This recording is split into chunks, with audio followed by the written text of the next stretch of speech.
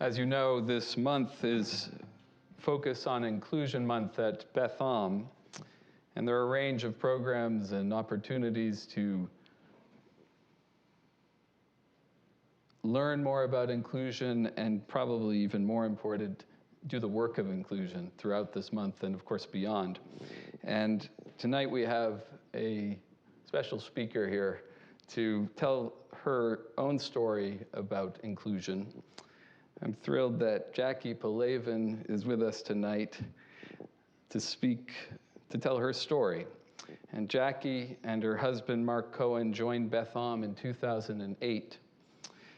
They each have one child from a prior marriage. At the time of their marriage in 2007, Erin, Jackie's child, was 7 years old, and Shayna, Mark's daughter, was 11 years old. Jackie grew up in a suburb of Chicago in a secular Jewish family. She attended college in Boston, then spent a year in Manhattan studying dance before returning to Chicago for medical school. She stayed in Chicago for her residency in urology, and she was one of the earliest women in the US to become a board-certified urologist. Jackie arrived in California in the summer of 1989 to begin work at Kaiser Santa Clara, where she ended up spending her entire career. Jackie retired almost 5 years ago, which gave her just a little bit of time to prepare for this evening.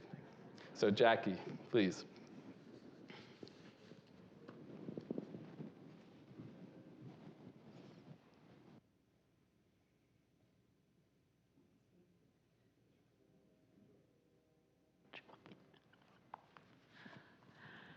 Hi. When Rabbi Morrison invited me to speak tonight, it was with the hope that I might be able to help increase your awareness, understanding, and acceptance of the transgender members of our community. Maybe you, like me, have a transgender child, or maybe you know somebody who does. Maybe you are the grandparent or relative or friend of a transgender person, or maybe this is all new to you. Wherever you are coming from or going to, I hope the words I share with you tonight will be helpful. Before starting my story, let me say something about pronouns. Addressing individuals by their preferred pronoun is very important. It signifies respect and inclusion. Erin's preferred pronouns are they, them, and theirs. Throughout my talk, you will notice that I use male pronouns when I refer to Erin's earlier years, and gender-neutral pronouns when referring to Erin after they came out. Sometimes I go back and forth, especially when talking about the transitional time. More than 3 years ago, my then 20-year-old child told me they were trans. It came as a total shock. I'm a retired urologist. During my training at the University of Chicago in the 1980s, I met a number of transgender patients who were undergoing what we then called gender reassignment surgery. I became familiar and comfortable with the terminology and recognized that some people really felt that the gender that was assigned to them at birth was the wrong one. I learned that being transgender, just like being homosexual, is not a choice. It is who you are. All the patients I met back then had the same story, that of realizing at a very young age that they had been born into the wrong body. They all described their early life as confusing, lonely, and sad.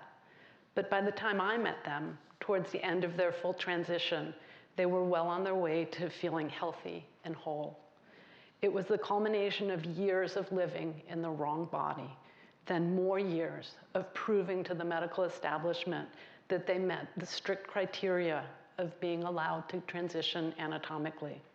Their body was finally becoming what they knew it was always supposed to have been. With that experience, you would think that I, of all people, would have been well prepared to have my child come out as transgender. You would be wrong. Let me tell you a bit of Erin's story. On July 14th, 1998, I gave birth to a baby boy. I was 41 years old. I knew enough about parenting to know that it could be challenging, especially for a mom who was working well over 40 hours a week. But I had no idea what I had in store for me. Aaron was a difficult infant. He had colic, and it seemed like he never stopped crying. He barely slept, day or night. It was impossible to get him on a schedule. Fortunately, his temperament improved once he was able to crawl and get around on his own volition. And then came walking, though Aaron kind of skipped that in favor of running. He was a busy boy. As a toddler, Aaron was all boy. He loved playing with toy trucks, cars, trains, jumping in mud puddles, getting dirty, climbing to the top of the monkey bars at the playground, and then jumping off. He was also a happy child, even though his impulsivity and high activity level frequently got him into trouble. He loved to learn, and all his teachers noted that he was extremely bright. And yet he struggled in school. He was diagnosed with ADHD in kindergarten. Medication helped a lot, but it was no panacea. He also had trouble with fine motor skills and motor planning. As school progressed and the kids started growing up, Aaron struggled to fit in. He was quirky and seemed unaffected by any peer pressure. He always marched to the beat of his own drummer. Aaron made it through middle school and early high school with the help of many tutors and some accommodations for his documented learning disabilities. It was in high school that Aaron was additionally diagnosed with a severe nonverbal learning disorder. Midway through junior year, Aaron transferred from the public high school to Lydian Academy, a very small private school in Menlo Park, which uses one-on-one teaching exclusively. Lydian was a much better fit. And in the fall of 2016, Aaron started college at Lawrence University in Appleton, Wisconsin, a small liberal arts school and music conservatory that seemed to be perfect for him. The school is excellent. Unfortunately, Aaron's social and academic struggles continued. Aaron came out as being genderqueer during the fall of his junior year in college. As I've already said, it came as quite a shock to me. I had not seen any signs leading up to this. There had been one time late in his sophomore year that he mentioned having worn a skirt. When I asked him why, he said, I just wanted to see what it felt like. And when I asked him how it felt, he said, comfortable. And then there was the summer between sophomore and junior year when Aaron took a Russian immersion course at Beloit College.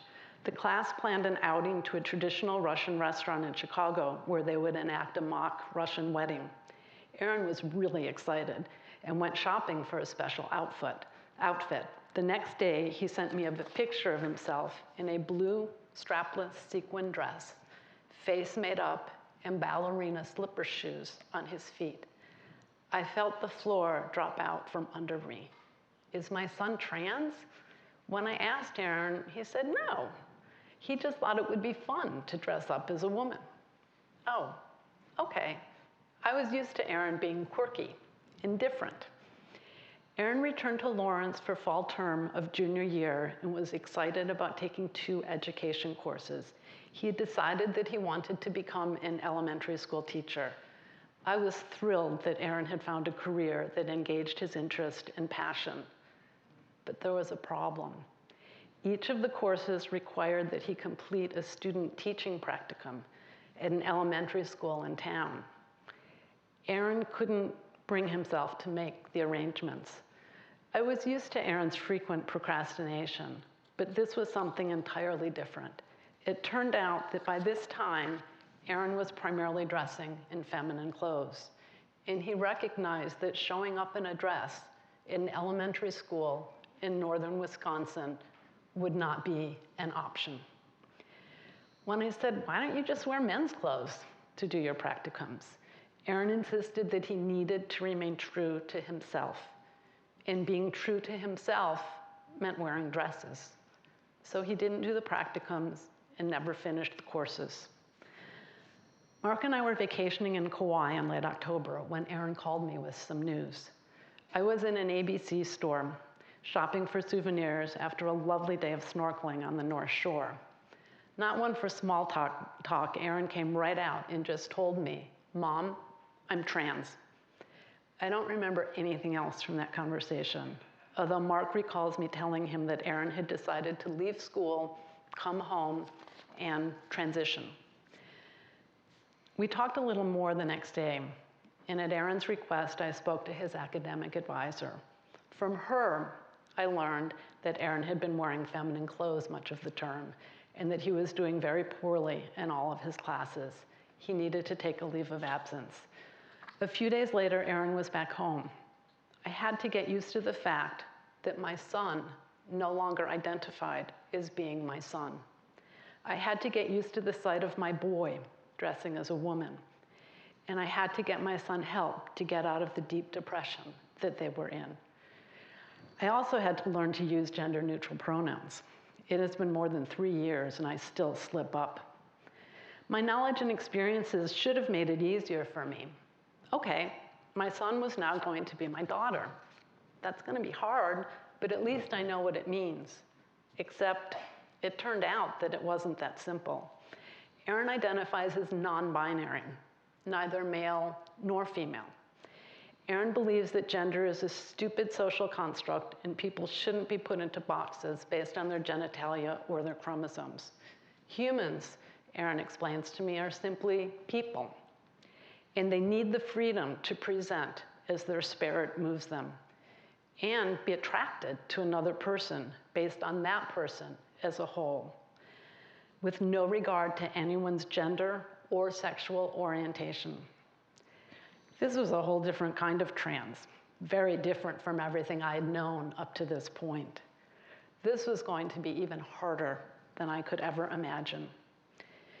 Aaron already had enough challenges in their life and enough trouble fitting in.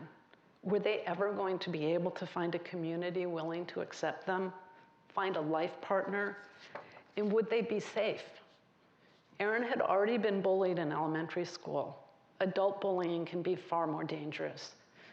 And when you are clearly a man, complete with facial hair and a deep voice, wearing a dress, it is hard to be out in public and not have people stare at you, or at least look twice.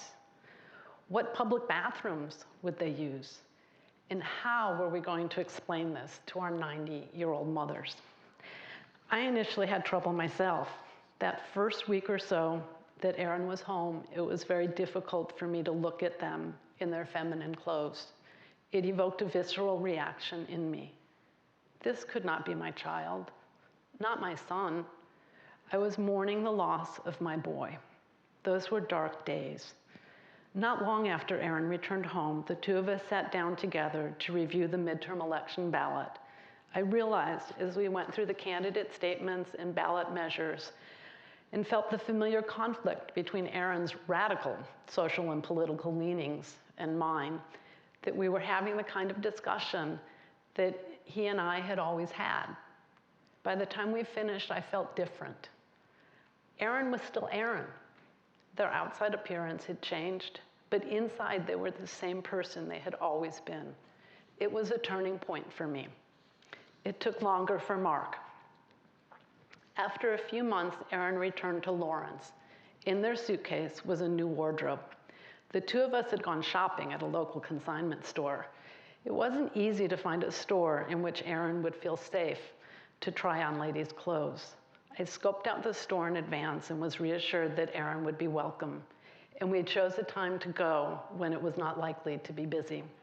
Turns out we were the only two customers in the store, and we had the full attention of both saleswomen. An outing that I had dreaded turned into a great, fun time. The women were incredible. They applauded Aaron's bravery and were very candid about what did and didn't work. We all laughed together when one of the saleswomen told Aaron that they would need to do something about their hairy legs if they wanted to wear short skirts. They would have to shave or wear dark-colored stockings or leggings. Despite the outward appearance I was exhibiting, inside I remained anxious and full of trepidation. It was easier once Aaron was back in Wisconsin. With Aaron away, the topic of their gender faded into the background. I began to think that maybe, just maybe, Aaron could have been going through a phase, and that they would revert to being my son, and I could go back to using male pronouns. Denial can be very sneaky and very powerful. And yet I knew that it was a long shot. I was quite aware of the fact that by the time a person comes out as being genderqueer, it is rarely just a passing phase. More commonly, it is something that has been brewing inside of them for a very long time, and they've just not been ready or brave enough to share the news with their family, or even sometimes to acknowledge it to themselves. So I can't say that I was completely surprised when months later, this time I was at a Giants game, I received a text from Erin. All it said was, "Mom, I am trans." I was confused. Hadn't they already told me that? Turns out what Erin meant was that they wanted to start female hormones. They still identified as non-binary. They wanted to keep their name and their gender-neutral pronouns. They'd clearly given this a lot of thought. They said that they didn't want to become a woman, but they wanted to bring out their more feminine side. My head was spinning again. Winter break came. Erin returned home and saw their doctor. They came away from the visit in high spirits and with new pills, including estrogen. This was scary for me, but I knew that it was right for Erin. I then spent months wondering what Erin would look like when I next saw them. How quickly would the hormones work? What changes would occur? Turns out I would have to wait quite a while to see, because a couple of months into the new term, COVID struck, and Erin stayed on campus in Wisconsin for almost a full 2 years. As we all know, the last 2 years have not been easy for any of us, but for Erin, they were particularly difficult. Even though Erin was lucky enough to be one of a small number of students who were allowed to stay on campus the entire time, it was a pretty empty, lonely campus. No group meals, no in-person classes, no extracurricular activities, and the fear of contracting a potentially lethal virus. Not a good combination, especially for someone with anxiety, depression, and gender dysphoria. Grades and mood both did a nosedive. Fortunately, Erin reached a point where they recognized that they needed and wanted help. They started treatment in Wisconsin and have since returned home, where they continue the long, difficult journey to a healthier state of mind and function. I've gotten used to Erin's more feminine face and body and to their wardrobe preferences. I still do not yet completely understand the non-binary expression, but I do fully accept it. And I now view gender on a spectrum, with cisgender folks like me on either end of that spectrum. I do still worry. All of us know how cruel the world can be to those who look or act differently than whatever is considered the norm in a given place and time. Even in the bubble of the Bay Area, I know there are places where transgender individuals are probably not welcome. Erin will have to make their own choices and find their own way. It won't be easy for any of us, but while we never know what our futures hold, some things, at least for now, are starting to look just a little bit better. And for anybody that wants to stay after the service, there's going to be Thank you so much, Jackie, discussion. for telling You're your welcome. beautiful story. I mean, the wisdom that comes from the personal experience is something that means so much to all of us. And Jackie, for all of those who are streaming, Jackie's going to sign on to the Zoom with Rabbi Morrison immediately after the service. If you want to find the link to that, it's just on the Betham webpage, right, Rachel?